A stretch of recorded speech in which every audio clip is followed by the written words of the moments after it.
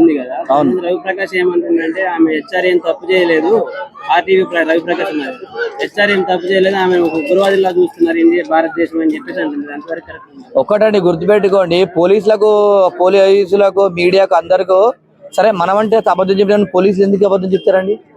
ఆమె తప్పు చేసింది కాబట్టి చెప్పిండు. ఈ రవిప్రకాష్ లాంటి ఏమంటే గతంలో మనం చూసుకుంటే మొన్న కూడా పెట్రోల్ కొరత లేకముందు కొరత ఉందని చెప్పేసి మొత్తం యావత్ తెలంగాణ ఆంధ్రప్రదేశ్ ప్రజలందరూ కూడా తప్పుదో పట్టించిండు. ఫస్ట్ వీనీసుకపోయి జైలు వేయాలి. ఇలా గుర్తుపెట్టుకోండి, రవిప్రకాష్ అన్న గిట్ట పోలీసు వాళ్ళకి ఇంట్రాగేషన్ చేసిండా కాదు అని చెప్పడానికి ఇలా గుర్తుపెట్టుకోండి. ఇలా పోలీసులు అంతా కూడా దేశంలో ఉన్న పోలీసులు అందరూ కూడా అక్కడ సంబంధం నిజంగా జరిగింది కాబట్టి పోలీసులు నిర్ధారణ చేసి వాస్తవాలు చెప్పారు. అంటే ఏంది అంటే రవికుమార్కు ఏది వస్తే కూడా అదే అంటే అది ఏమన్నా ఆడపిల్లని ఇబ్బంది పెట్టడం కరెక్టా అంటాడు. అంటే ఆడ బాధితులు కూడా ఆడవాళ్ళే కదా, హిందూ ఆడపిల్లలే కదా, మరి వాళ్ళు కనిపించలేదు ఆయన. అదే విధంగా అడుగుతున్నా అండి. సరే ఈయన ఆ విధంగా వాళ్ళకు సపోర్ట్ అయిన మాట్లాడతాడు. మరొక విషయం, ఇదే రవికిరణ్ ఆర్టీవీ ఉంది కదా, ఇలా మంగ్లీ ఇంకా అసలు తప్పు చేసినా చేయలేదని చెప్పి నిర్ధారణ కాలేదు. తెలుగు ఆడబిడ్డ ఇంకా అసలు నిజంగా తప్పు చేశారు పోలీసు వాళ్ళు ప్రెస్ మీట్ పెట్టి చెప్పలేదు తప్పు చేశాను.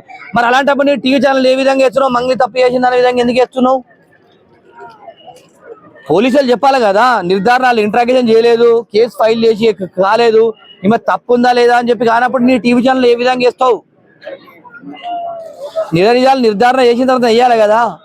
అంటే నీకో న్యాయం మందికో న్యాయం. ఇలా గుర్తుపెట్టుకోండి, రవిప్రకాష్ నువ్వు ఎవడ కొన్ని వేల మంది నీకు ఎవరైతే డబ్బులు ఇవ్వక నువ్వు బెదిరించి డబ్బులు వసూలు చేసి పైసలు గిట్ట మేము ఇయ్యం పన్న వాళ్ళ జీవితాలు ఎంతో మంది వేల మంది జీవితాలు నాశనం చేసినాడు నువ్వు. ఇలా నిజాల కోసం వాస్తవాల కోసం నువ్వు మాట్లాడుతున్నావు అంటే ఇలా ఇంత దారుణమైనటువంటి పరిస్థితి కనిపిస్తుంది. తీరా ఇక తెలుగు ఆడబిడ్డనేమో తప్పు చేసి చేయలేదని చెప్పేసి ఏమో తప్పు కాదని చెప్పి చూపిస్తావు. ఎవరో ఇక్కడ తప్పు చేసిన వాళ్ళు తప్పు చేయాలని మాట్లాడతామంటే ఇంత దారుణమైన పరిస్థితి కనిపిస్తుంది. రవిప్రకాష్ మీద కఠినమైన చర్య తీసుకోవాలని చెప్పి తెలియజేస్తున్నా.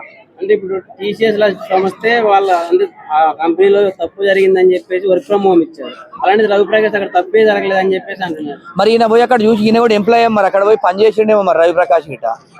ఆడ కంపెనీ ఓనర్స్ కంపెనీకి సంబంధించిన వాళ్ళు జరిగిందని చెప్పేసి వాళ్ళకు అంత పెద్ద కంపెనీని ఇలా వర్క్ ఫ్రమ్ హోమ్ ఇచ్చారంటే అక్కడ వాస్తవాలు ఉంటేనే కదా ఇచ్చేది.